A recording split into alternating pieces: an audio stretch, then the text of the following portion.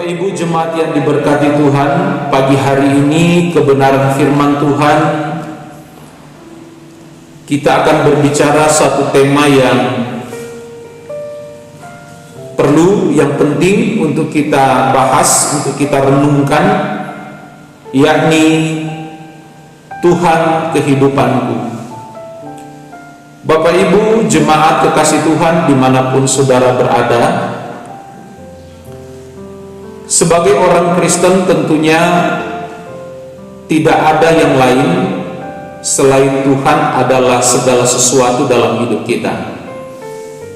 Sebab kalau ada orang Kristen yang lebih tertarik terhadap dunia dengan segala isinya, dengan segala keindahannya, dan hanyut dalam segala kesibukan,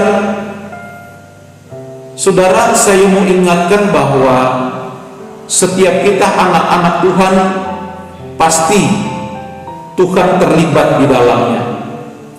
Tuhan pasti ada di dalam setiap aktivitas, di setiap gerak hidup kita. Karena Tuhan sayang dalam atas hidup kita, karena Tuhan ada dalam hidup kita, maka Tuhan tidak mau membiarkan kita anak-anaknya atau orang-orang percaya tidak menikmati segala berkat dan kebaikannya. Itu sebabnya terkadang Tuhan hadir dalam hidup kita untuk mengingatkan kita, untuk menegur kita, supaya kita senantiasa untuk tetap ada dan berjalan di dalam kehendak Tuhan. Karena Alkitab jelas katakan dalam Ibrani pasalnya yang ke-12 ayatnya yang ke-6,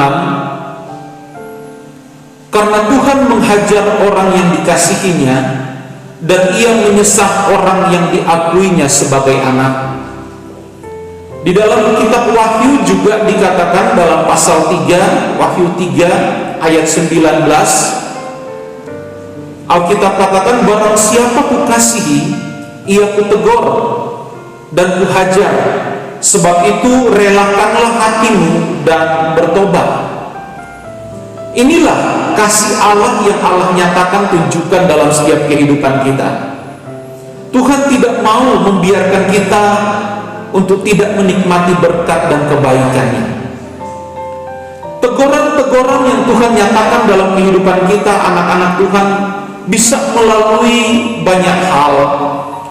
Teguran Tuhan bisa datang melalui firman Tuhan yang saudara dengar. Teguran Tuhan juga bisa melalui peringatan-peringatan yang terjadi di sekitar kehidupan kita. Bisa melalui sesama manusia, bisa melalui rekan, bisa melalui teman. Tuhan bisa memakai manusia, orang lain, untuk menjadi alatnya, untuk mengingatkan kita, untuk menegur kita, untuk supaya kita bisa kembali kepada apa yang Tuhan inginkan. Karena Tuhan bergerak di dalam setiap kehidupan kita. Dia aktif dalam segala keberadaan kehidupan kita. Tuhan juga bisa berbicara dalam kehidupan kita melalui mimpi ataupun melalui suara Tuhan yang ada dalam hati kita. Tuhan bisa berbicara dalam banyak hal untuk menegur kita, untuk mengingatkan kita. Oleh sebab itu, relakan hati kita untuk kita bisa peka dengan segala apa yang Tuhan inginkan untuk kita lakukan di hari-hari ini. Sebab kalau dari teguran demi teguran, peringatan demi peringatan, jika kita tidak menghiraukan itu, kita masih tetap mengeraskan hati, Tuhan bisa memukul kita lebih keras lagi melalui peristiwa-peristiwa kehidupan yang Tuhan izinkan ada dan terjadi dalam kehidupan kita. Sebab tidak ada anak yang tidak akan dihajar oleh orang tuanya. Tidak ada anak yang dikasihi terus orang tuanya membiarkan anak itu untuk melakukan hal-hal yang jahat atau yang tidak berkenan. Demikian dengan Tuhan. Tuhan pasti akan menegur kita. Tuhan pasti akan berbicara dalam hidup kita. Bahkan kalau kita tidak mau dengar, Tuhan pasti akan memukul kita dengan cara Tuhan melalui peristiwa-peristiwa yang terkadang Tuhan izinkan untuk kita alami dalam kehidupan kita. Nah, Bapak Ibu, kalaupun kita masih mengeraskan hati, nah itu bahaya, Bapak Ibu. Kalau pukulan-pukulan yang tadi yang Tuhan izinkan kita alami, Tuhan nyatakan dalam hidup kita, dan kita tidak mengindahkannya, kita membiarkan hidup kita terus menikmati segala sesuatu yang tidak berkenan di hadapan Tuhan. Nah, ini hati-hati Bapak Ibu. Sebab di dalam Mazmur pasal 73 ayatnya yang ke-12, Tuhan akan membiarkan saudara ketika saudara tetap mengeraskan hati. Saudara dibiarkan Tuhan untuk saudara menikmati segala sesuatu yang saudara anggap itu indah, yang saudara anggap itu nyaman dalam kehidupan saudara. Padahal hal yang kita buat sudah tidak menyenangkan di hadapan Tuhan. Tuhan akan biarkan saudara, Tuhan akan izinkan saudara untuk menikmati itu selamanya. Selamanya artinya bahwa selama saudara hidup, Tuhan akan biarkan saudara untuk menikmati itu. Nah, Bapak Ibu jemaat yang diberkati Tuhan, orang-orang yang selalu mengeraskan hati, orang-orang yang tidak mau mengindahkan teguran pesan-pesan Tuhan di dalam setiap gerak hidup yang Tuhan terlibat di dalamnya, saya mau katakan bahwa orang-orang seperti ini yang keras kepala, orang-orang yang seperti ini yang tidak mau peka dengan segala apa yang Tuhan inginkan, orang-orang ini tidak pantas lagi untuk menikmati atau mendapat teguran Tuhan.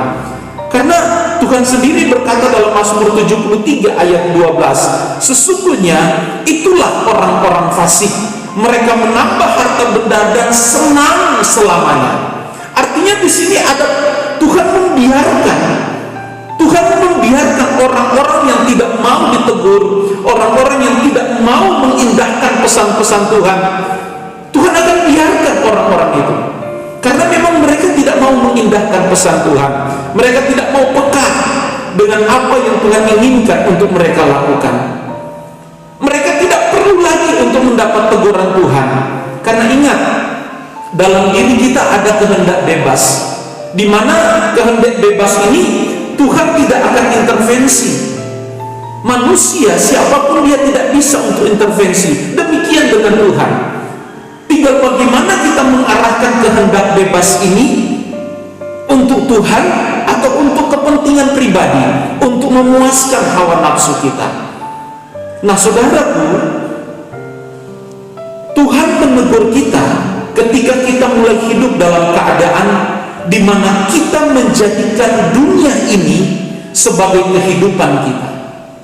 Nah, ini bahaya. Kalau dunia ini sudah kita jadikan sebagai landasan atau dasar untuk kita nikmati kehidupan ini, nah Tuhan gak mau Bapak Ibu. Sebab kenapa? Karena jelas dunia ini sudah terhukum, dunia ini sudah terkutuk oleh karena dosa. Jadi kalau kita ada di dunia ini, kalau Tuhan luaskan kita ada, kita hidup, kita bergerak, kita menikmati segala yang baik, semua ini kita harus pakai untuk mempersiapkan kehidupan kita kelak ketika kita mengakhiri masa hidup kita di bumi ini, kita didapati setia dan berkenan di hadapan Tuhan. Jadi kita tidak boleh membangun optimisme yang lebih atau optimisme yang besar atas dunia ini, apalagi kita menjadikan dunia ini sebagai landasan untuk kita hidup. Tidak bisa Bapak Ibu, karena dunia ini dengan segala keindahannya, dengan segala apa yang ada atasnya, akan berakhir suatu kali waktu, akan selesai, akan tamat ceritanya. Nah, kalau saudara menempatkan hidupmu untuk saudara hanya bisa menikmati hidup atas dunia ini, betapa sayang saudara dan saya. Kita hanya menikmati segala sesuatu yang indah di sini, tetapi pada akhirnya di kekekalan kita menderita untuk selamanya. Oleh sebab itu Bapak Ibu, mestinya sebagai anak-anak Tuhan, kita harus menempatkan Tuhan atas kehidupan kita. Nah, ini yang benar. Kalau kita menempatkan dunia ini sebagai kehidupan kita, maka ini salah besar. Karena dunia ini pasti akan selesai. Nah, apalagi dengan keadaan sekarang. Coba Bapak Ibu perhatikan. Dengan keadaan wabah virus corona yang melanda semua negara, semua tempat yang ada di bumi ini, tidak ada alasan untuk kita mempertahankan dunia ini sebagai kehidupan kita. Tidak bisa. Tuhan tidak menginginkan hal ini. Yang Tuhan mau adalah ketika kita masih hidup atas dunia ini, kita menempati dunia ini, Tuhan memberikan kita potensi, kelebihan. Tuhan memberikan sarana dan prasarana untuk kita kelola atas dunia ini. Ini mestinya menjadi persiapan kita. Persiapan kita, Bapak Ibu Saudara dan saya, kelak ketika dunia ini berakhir, kita didapati setia di hadapan Tuhan. Atau ketika kita mengakhiri perjalanan hidup kita atas dunia ini, tangan Tuhan terbuka lebar untuk menyambut kita. Karena kita sudah menempatkan Tuhan sebagai kehidupan. Nah, hal ini jangan dibolak-balik. Jangan kita tempatkan dunia ini sebagai kehidupan kita. Tidak bisa. Tidak bisa, karena dunia tidak bisa menjamin keselamatan kita. Yang sanggup menjamin keselamatan kita hanya Tuhan. Maka dari itu, jadikan Tuhan sebagai kehidupan kita, bukan dunia ini. Nah, artinya bahwa kita jadikan Tuhan sebagai kehidupan kita, artinya bahwa tanpa Tuhan kita tidak bisa berbuat apa-apa. Tanpa Tuhan kita nggak bisa menikmati segala yang baik atas dunia ini. Tanpa Tuhan kita nggak bisa bekerja dengan maksimal atas dunia ini. Ini yang perlu kita bangun. Pemahaman-pemahaman seperti ini yang perlu ada dalam hidup kita sebagai orang-orang Kristen. Ini artinya bahwa Tuhan kita jadikan segala sesuatu. Tuhan kita jadikan sebagai kehidupan kita, lebih berharga dari dunia ini, lebih berharga dari apapun juga yang ditawarkan oleh keindahan dunia ini. Apapun yang ditawarkan oleh dunia, kita tidak bisa jadikan itu landasan kehidupan kita. Tidak bisa. Sekali lagi, sebagai anak-anak Tuhan, saya percaya bahwa firman Tuhan hari ini bukan kebetulan, tapi firman Tuhan hari ini rindu untuk Tuhan mengingatkan kita. Ini bisa jadi cara Tuhan untuk menegur saudara dan saya. Ini bisa jadi cara Tuhan untuk mengingatkan kita, untuk dapat menempatkan Tuhan di atas segala sesuatu atas dunia ini sebagai kehidupan kita. Nah, Bapak Ibu jemaat yang diberkati Tuhan, orang-orang yang menjadikan Tuhan sebagai kehidupan, maka saya mau katakan bahwa dia pasti akan memandang dunia ini dengan segala bentuk ucapan syukur. Sekalipun mau corona ini nggak berakhir, kita nggak tahu corona ini akan selesai kapan. Tapi kalaupun Tuhan tidak izinkan corona ini selesai, kita tetap akan memandang dunia ini dengan penuh sukacita dan ucapan syukur. Kenapa? Karena Tuhan menjadi kehidupan kita, bukan dunia ini. Sebab kalau dunia ini kita jadikan kehidupan atas hidup kita, maka corona ini jadi persoalan besar dalam hidup. Karena buktinya kita nggak bisa beraktivitas dengan leluasa hari-hari. Saudara nggak bisa bepergian kemana-mana. Jangankan ke Bali seperti kami di Flores, jangankan ke Labuan Bajo atau ke Bali, nggak bisa. Apalagi mau liburan ke Eropa, mau kemana, ke Israel, nggak bisa sekarang. Maka dari itu jangan jadikan dunia ini sebagai kehidupan kita, tapi Tuhanlah yang harus menjadi kehidupan dalam hidup kita. Nah, orang-orang yang menjadikan segala sesuatu yang ada di dunia ini sebagai kehidupannya, beranggapan bahwa dunia hanya untuk dinikmati semasa dia hidup. Dia nggak berpikir bahwa hidup ini satu kali waktu akan berakhir. Orang-orang yang menempatkan hidupnya atas dunia atau dunia atas hidupnya, dia nggak berpikir bahwa satu kali waktu hidupnya akan selesai. Nah setelah itu kalau sudah mati, sudah selesai, sekarang bagaimana? Ya, terkecuali kalau saudara bukan orang Kristen, kalau saudara tidak mengenal Injil, tidak mengenal kebenaran, ya percuma saudara dengar firman Tuhan hari ini. Karena saudara juga pasti tidak akan memahami apa yang saya katakan. Satu waktu hidup kita akan selesai. Nah, ini yang harus menjadi persoalan. Apabila kita menjadikan dunia ini sebagai kehidupan kita, kita pasti tidak akan mengerti tentang kehidupan di balik kematian. Setelah mati itu ngapain? Ada apa? Karena banyak orang tidak mengerti tentang hal ini. Ada banyak orang, ada beberapa kesempatan saya menanyakan hal ini kepada beberapa orang. Kalau setelah mati ngapain? Orang itu pun bingung untuk menjelaskan setelah mati ngapain. Dia tidak paham, dia tidak mengerti bahwa di balik kubur ada kehidupan yang kekal. Di balik kubur ada kehidupan yang indah yang Tuhan siapkan bagi kita yang menempatkan Tuhan sebagai kehidupan. Nah, bagi mereka yang menempatkan dunia ini sebagai kehidupan, maka kematian itu adalah kengerian yang sangat mengerikan. Kematian adalah suatu kengerian yang tidak siap mereka untuk hadapi itu. Mereka memandang bahwa hidup ini hanya sebatas ketika ada di dunia ini.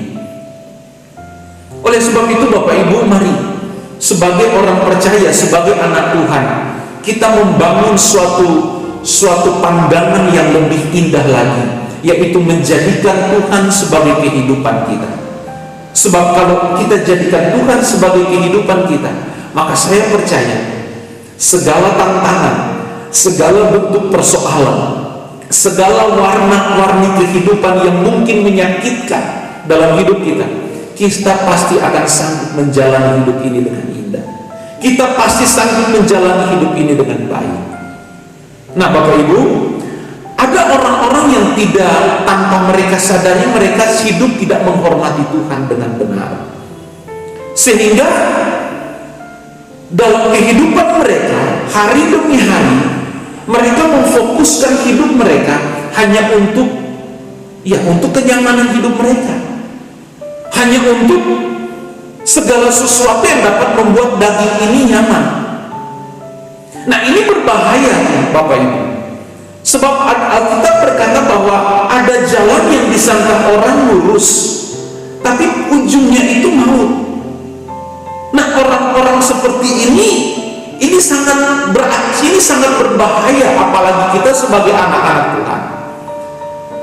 Dimana ketika kita menjadikan dunia ini sebagai landasan hidup kita, dunia ini sebagai kehidupan kita, maka dengan demikian tanpa kita sadari, hidup kita hidup tidak menghormati Tuhan. Kenapa tidak menghormati Tuhan? Karena kita mengabaikan janji Tuhan yang indah. Tuhan katakan bahwa aku akan pergi untuk menyediakan tempat bagimu. Apabila ini sudah selesai, aku akan kembali untuk menjemput. Nah, bagaimana mungkin kita tidak meresponi karya Tuhan? Tuhan sedang bekerja. Hari-hari ini Tuhan kerja keras untuk menyiapkan tempat yang indah bagi kita. Nah, mana mungkin kita hanya membangun optimisme untuk dunia ini sebagai kehidupan kita. Nah, ini yang saya katakan bahwa orang-orang seperti ini, orang-orang yang tidak menghormati Tuhan dengan benar. Nah, ini berbahaya. Jika kita tidak mengindahkan teguran Tuhan, kita tidak respon terhadap apa yang Tuhan inginkan untuk kita hidup menyenangkan hati Tuhan. Wah, kita menganggap kita sedang berjalan di jalan yang lurus, tetapi pada hakikatnya ujungnya itu maut dalam kehidupan kita. Nah, jangan sampai hal ini terjadi. Jadi Bapak Ibu jemaat yang diberkati Tuhan, ini berarti kita diajar Tuhan, kita diingatkan Tuhan hari ini bahwa apapun tantangan, apapun persoalan, apapun yang terjadi atas dunia ini, kita harus jadikan Tuhan sebagai kehidupan kita. Sebab kalau Tuhan menjadi kehidupan kita, wah ini luar sekali, ini luar biasa sekali Bapak Ibu. Kita harus memikirkan perkara-perkara yang di atas, kata firman Tuhan. Jangan kita hanya memikirkan perkara-perkara yang di bumi. Ada suatu perkara yang perlu kita perkarakan dalam hidup kita, yakni kehidupan kita di kekekalan seperti apa kemudian.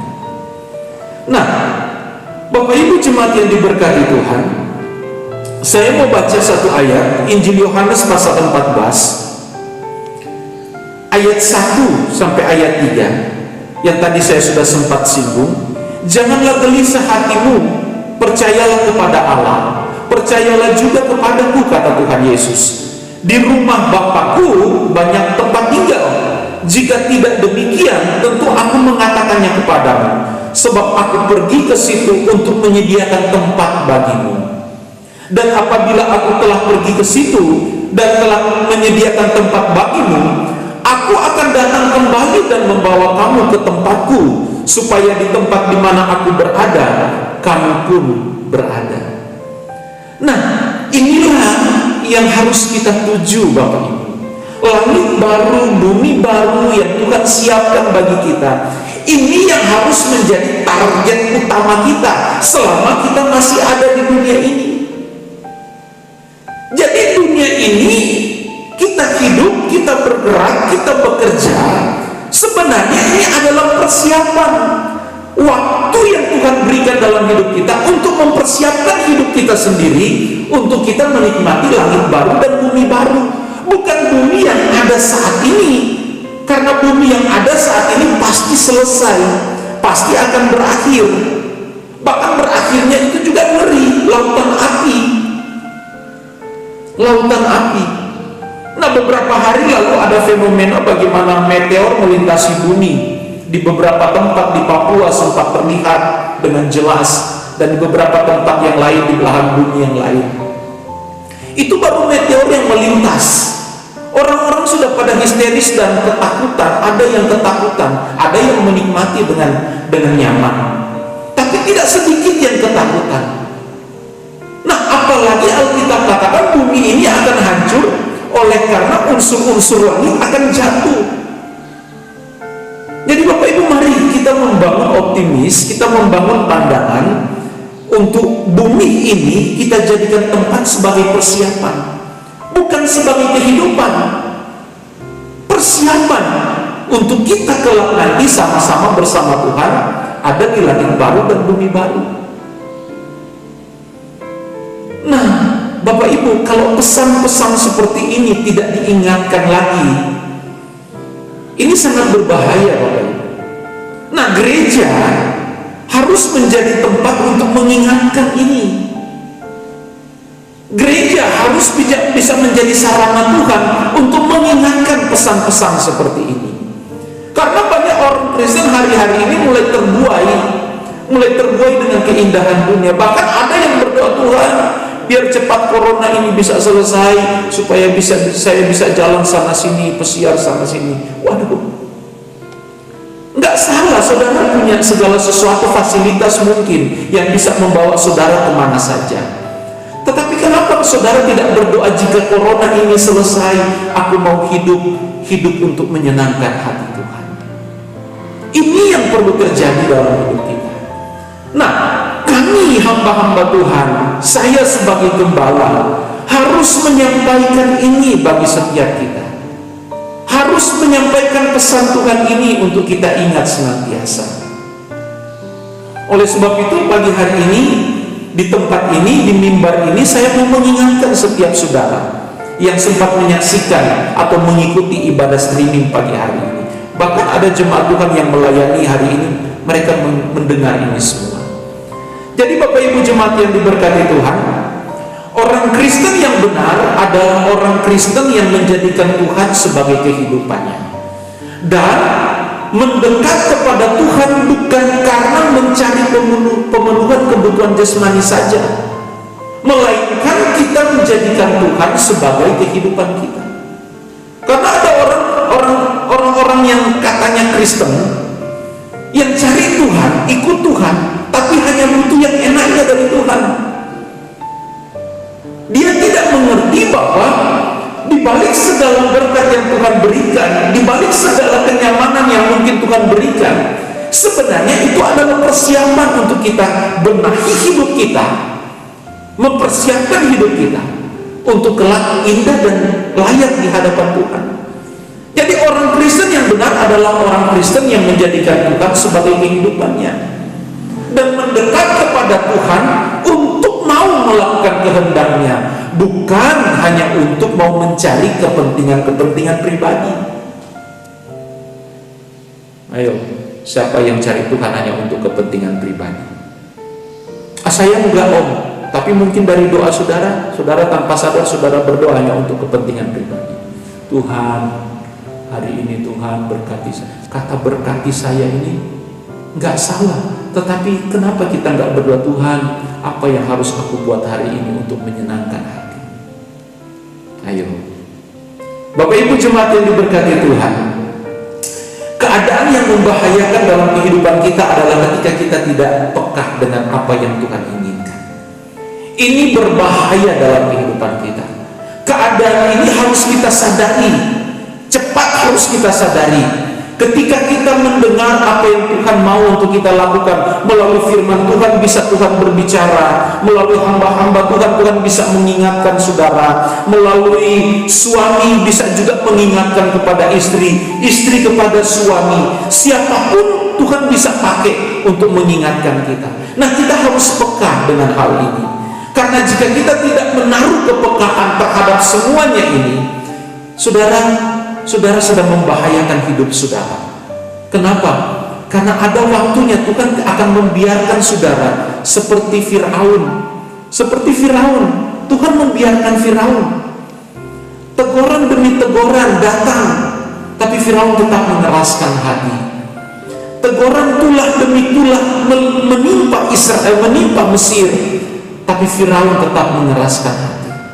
Jangan sampai seperti Firaun, artinya akhirnya Tuhan biarkan hati Firaun lebih menjadi keras karena tidak mau peka dengan apa yang Tuhan mau. Nah, Bapak Ibu yang diberkati Tuhan, Injil yang benar dari Tuhan Yesus adalah Injil yang membuka pikiran kita, yang membuka pikiran kita untuk dapat memahami kenyataan akan suatu tentang keadaan kita manusia, bahwa manusia kita, saudara dan saya yang hidup di dunia ini, satu kali waktu akan selesai atas dunia ini. Nah, kalau kita tidak sadar, tidak peka dengan keadaan kita hari ini, nah ini membahayakan hidup kita. Jadi selama kita hidup hari ini, kita harus bisa mengisi hidup kita, mengisi hidup kita, pikiran kita dengan kebenaran firman Tuhan, agar supaya dalam segala persoalan, dalam segala sesuatu, kita dapat peka dengan apa yang Tuhan mau untuk kita lakukan hari-hari ini. Sebab ada ciri-ciri orang Kristen yang tidak menjadikan Tuhan sebagai kehidupannya. Itu ada beberapa ciri dan gambaran. Nah, supaya kita tahu akan hal ini, jangan-jangan kita termasuk di dalamnya. Jangan-jangan kita menjadi salah satu yang tanpa kita sadari hari ini kita sedang tidak menjadikan Tuhan sebagai kehidupannya. Nah, bagaimana ciri orang Kristen yang tidak menjadikan Tuhan sebagai kehidupan? Yang pertama, dia pasti tidak akan mau mengubah hati dan pikirannya untuk mengerti dan melakukan kehendak Tuhan. Dia selalu punya banyak alasan bahwa itu firman bukan untuk saya, itu firman khusus untuk Om Gembala, cukup, saya tidak perlu. Nah, ini ciri-ciri orang yang tidak menjadikan Tuhan sebagai kehidupannya. Dia hanya mau berjalan sesuai dengan keinginannya, dia hanya mau berjalan sesuai dengan kehendaknya. Nah, orang seperti ini mungkin lupa bahwa dia barang tebusan. Hidupnya bukan miliknya sendiri, tapi hidupnya adalah tebusan, barang tebusan. Yang menebus adalah Tuhan. Melalui apa? Melalui salib. Nah, ini perlu diingatkan. Ya, sekali lagi saya mau katakan, jika saudara bukan orang Kristen, ya oke lah, saya tidak mau tahu dengan saudara. Tetapi karena kita sebagai orang percaya, kita harus mengetahui ciri-ciri ini. Ciri-ciri di mana kapan kita tidak menjadikan Tuhan sebagai kehidupan. Yaitu tadi yang pertama saya katakan, ketika kita tidak mau tahu dengan kebenaran, tidak mau tahu dengan apa yang Tuhan mau untuk kita lakukan. Kita selalu condong hanya untuk mau berjalan sesuai kehendak kita, tidak mau peka dengan apa yang Tuhan mau.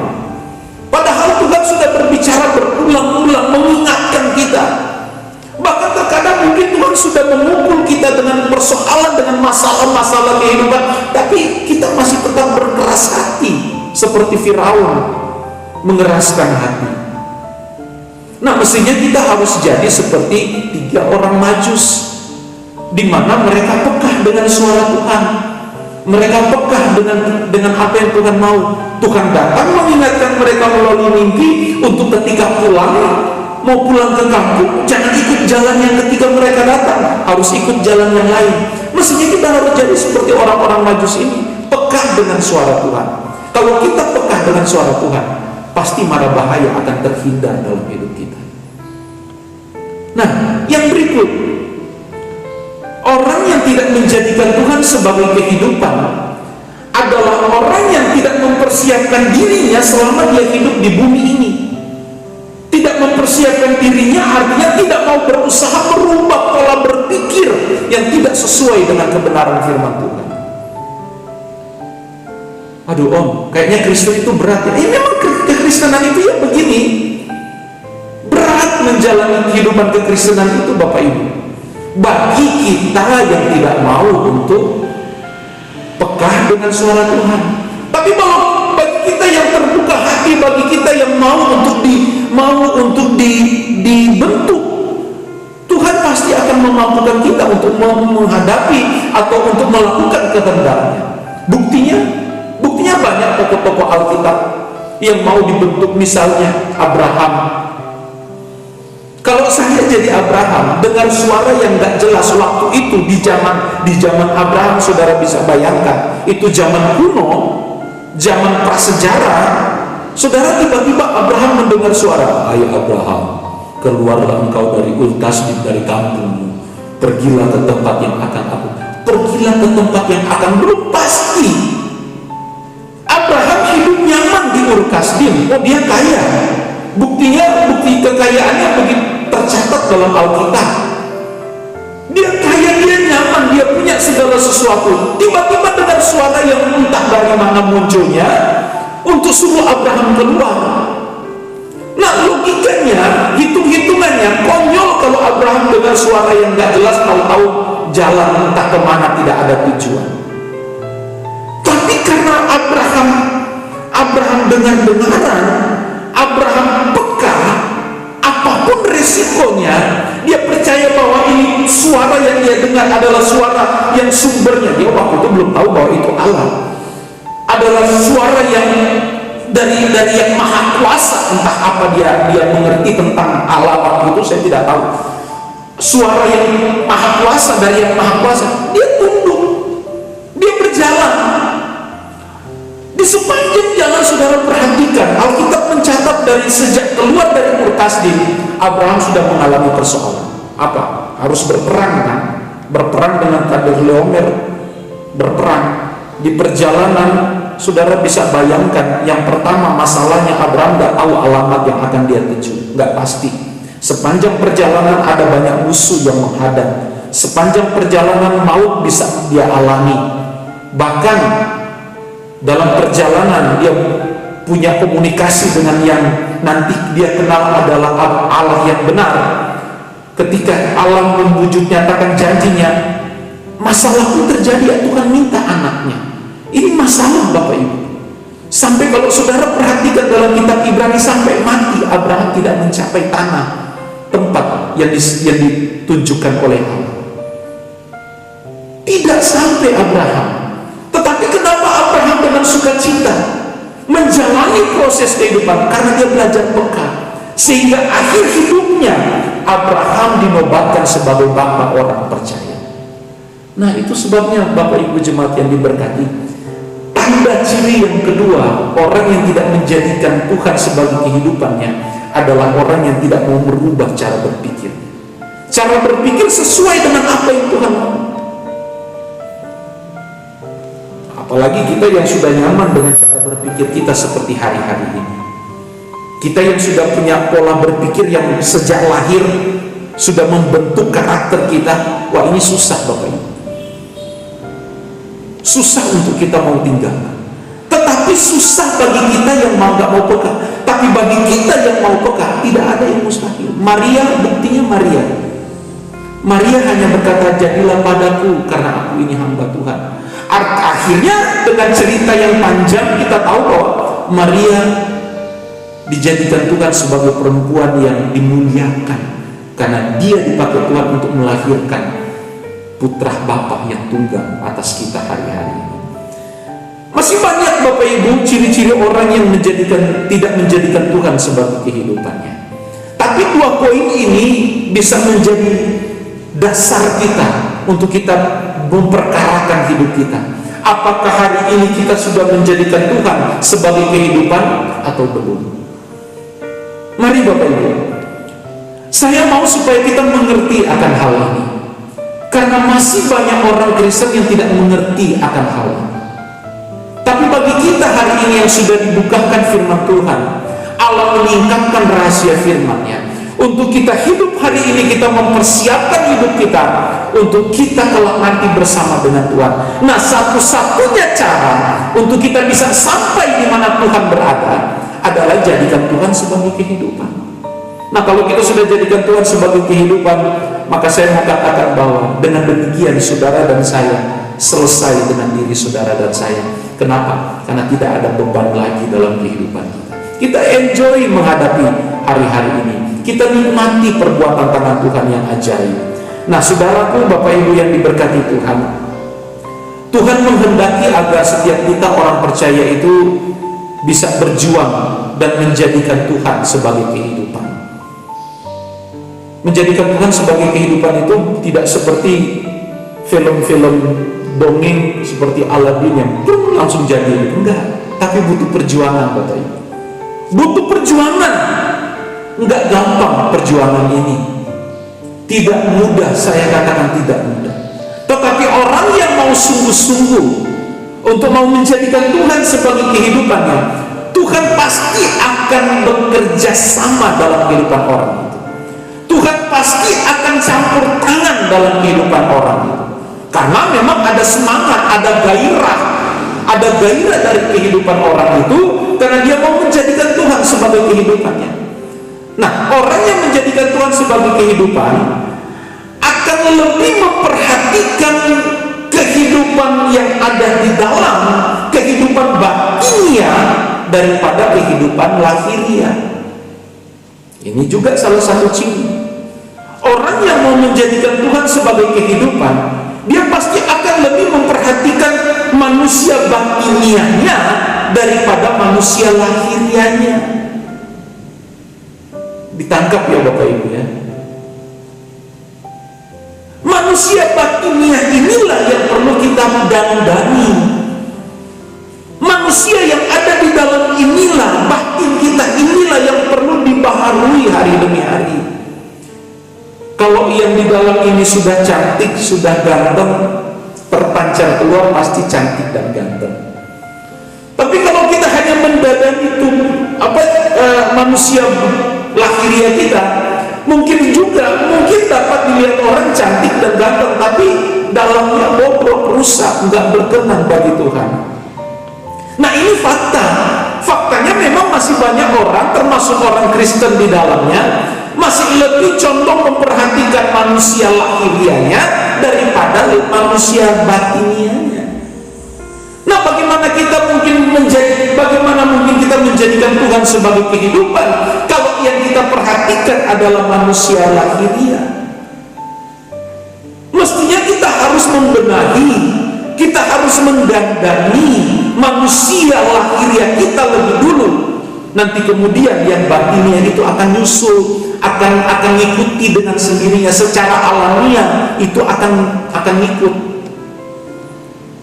Jadi Bapak Ibu jemaat yang diberkati Tuhan, banyak orang yang tidak sadar akan hal ini. Maka dari itu perlu disadarkan Hari ini saya mau menyadarkan kita semua, entah siapapun saudara selain jemaat GPD Hosana, siapapun saudara yang menyaksikan, ayo jadikan Tuhan sebagai kehidupan. Bukan dunia ini sebagai kehidupan, tetapi Tuhanlah yang harus menjadi kehidupan dalam kehidupan kita. Bapak Ibu jemaat yang diberkati Tuhan, akhirnya saya mau katakan begini di akhir khotbah saya. Bila kita dapat menangkap, bila kita dapat mengerti maksud Tuhan ini, yaitu menjadikan Tuhan sebagai kehidupan, pasti orang yang menjadikan Tuhan sebagai kehidupan, hari demi hari orang ini pasti akan lengket dengan Tuhan. Karena dia lengket dengan Tuhan, maka pasti dia peka dengan apa maunya Tuhan. Karena dia lengket, karena dia peka, maka pasti keselamatan itu menjadi indah dalam hidupnya.